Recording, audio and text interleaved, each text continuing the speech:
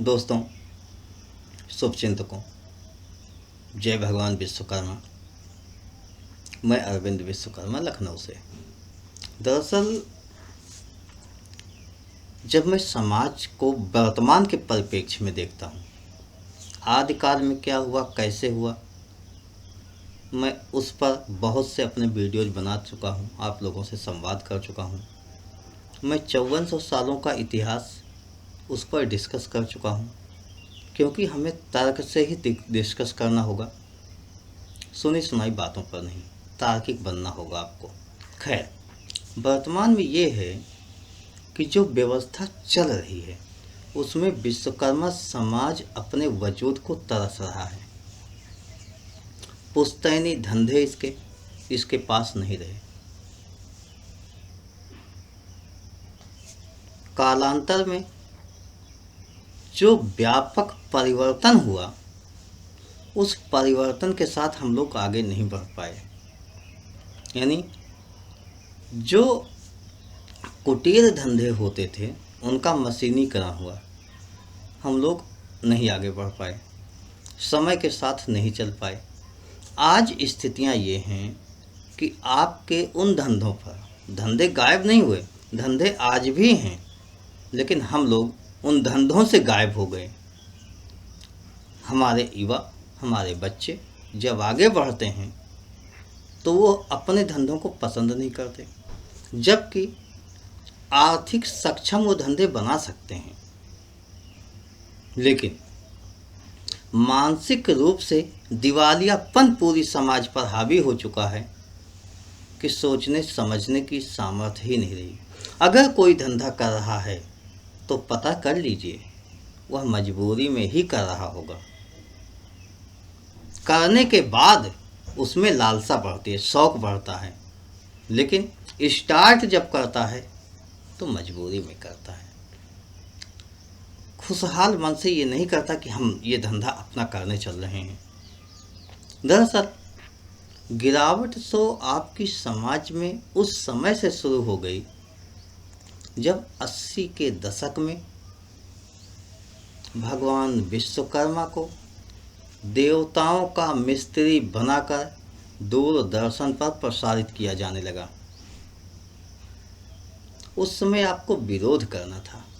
नहीं, सभी देवी देवता भगवान विश्वकर्मा की शरण में नहीं जाते थे, उनका आह्वान करते, उन्हें पुकारते और कहते मुझे ये चाहिए, वो बना के दे देते। मतलब मजदूर बना दिया, देवताओं का मिस्त्री बनाकर वहाँ पर दिखाया गया, और विश्वकर्मा समाज शांत बना रहा। उस समय विरोध करना था, नहीं किया,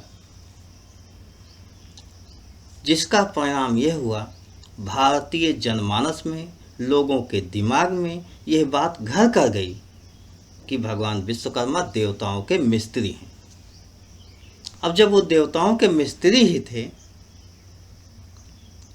तो मिस्त्री की भांति ही व्यवहार किया जाने लगा। समाज में आपको भी सम्मान नहीं मिला। जिसके देवता, जिसके बुजुर्गों, जिसके परिवार के मुखिया को सम्मान न मिले, उसके सदस्य को कहाँ से सम्मान मिल सकता है? इस तरीके से आम जनमानस के बीच यह जो मिस्त्री की उपाधि थी, जो ख्याति थी, उसको देवताओं तक पहुंचा दिया गया। वह अलग बात है कि हम लोग शिक्षित नहीं थे, लेकिन इतनी तो समझ होनी चाहिए थी। खैर, उस समय जो हुआ, वर्तमान में क्या हो रहा है इसे देखिए।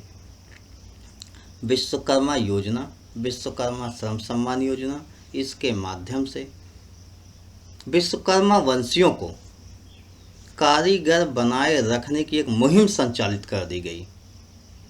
मैं ये नहीं कहता कारीगरी आवश्यक नहीं है। गांवों के परिप्रेक्ष्य में देखा जाए, आबादी के परिप्रेक्ष्य में देखा जाए, तो ऐसा नहीं है कि सब IAS IPS बन जाएंगे, सभी मंत्री संतरी बन जाएंगे, सभी तो नहीं होंगे। तो आवश्यक है कुटीर धंधे, लेकिन उन कुटीर धंधों के बहाने विश्वकर्मा वंशियों को, इस समुदाय के लोगों को श्रमिक बनाने की साजिश रची जा रही है। जैसे विश्वकर्मा श्रम सम्मान योजना विश्वकर्मा के साथ श्रम लगना ही, वो तकनीक के देवता हैं। लेकिन तकनीक शब्द गायब हो चुका है। उन्हें शिल्पी ब्रह्मा कहा गया है वेदों पुराणों में, लेकिन वो गायब हो चुका है। हम लोग श्रमिक शब्द को स्वीकार कर चुके। कहीं से मुझे विरोध का स्वर उठता हुआ नहीं दिखा।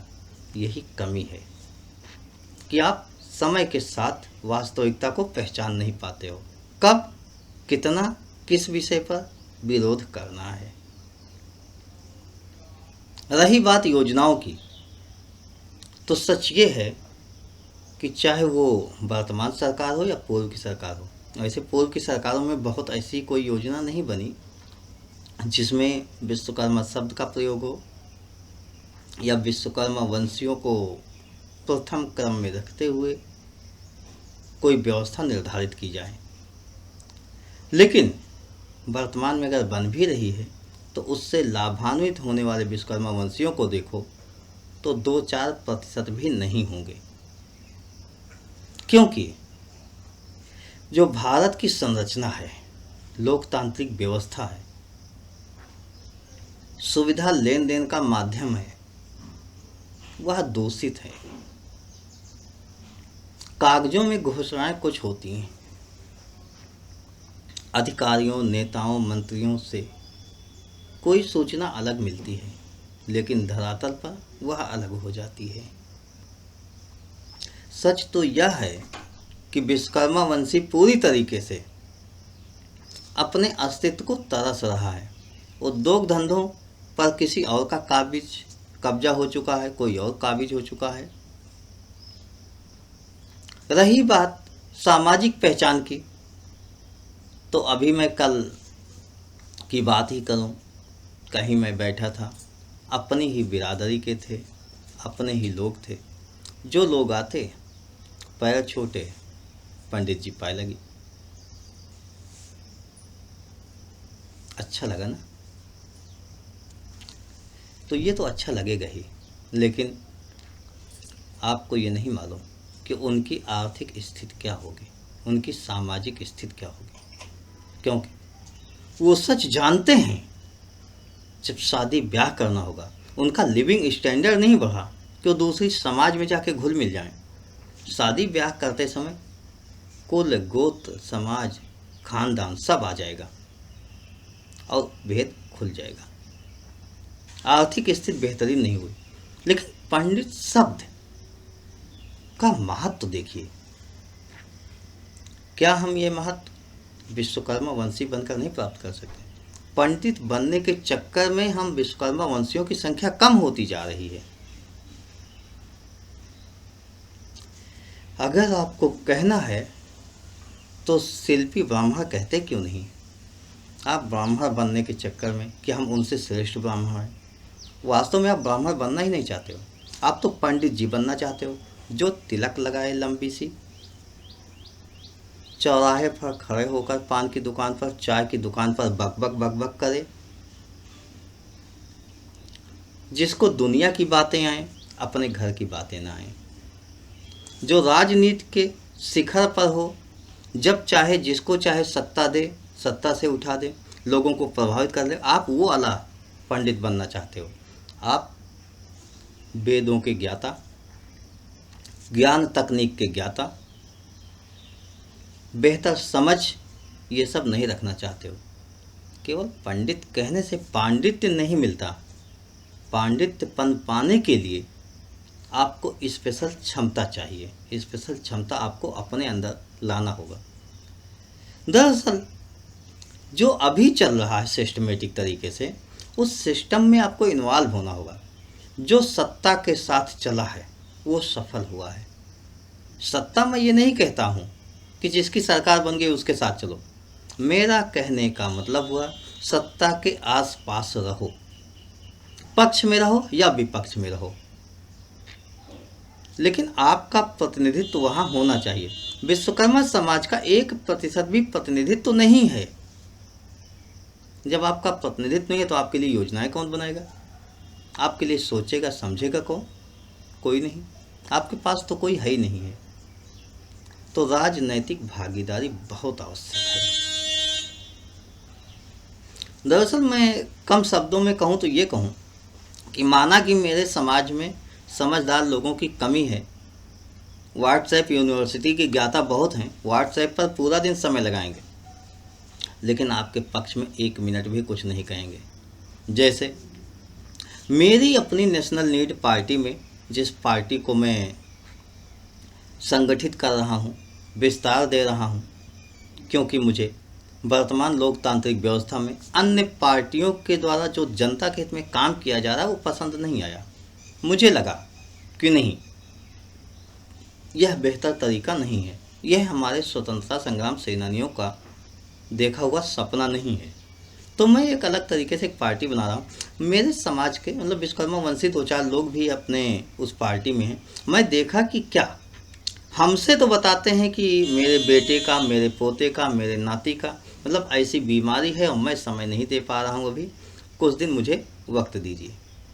मुझे कोई दिक्कत नहीं, बिल्कुल ऐसी परिस्थितियों में पूरा विश्वकर्मा परिवार, पूरा देश, पूरा समाज आपके साथ है। विषम परिस्थितियों में ही तो हम लोग खड़े होंगे आपके साथ। लेकिन फिर देखता हूँ विश्वकर्मा समाज के ग्रुपों में रात 11 बजे तक, सुबह 3-4 बजे, दिन में हमेशा एक्टिव रहते हैं, जैसे कि वो उनकी ड्यूटी हो, कर्तव्य पालन कर रहे हो, हमेशा कुछ ना कुछ लिखा करते हैं। लेकिन जब पार्टी की बात आती है तो पोता बीमार है भाई साहब, अभी तो बेटे का इलाज चल रहा है, थोड़ा सा आराम मिले तो फिर हम आपके साथ लगते हैं।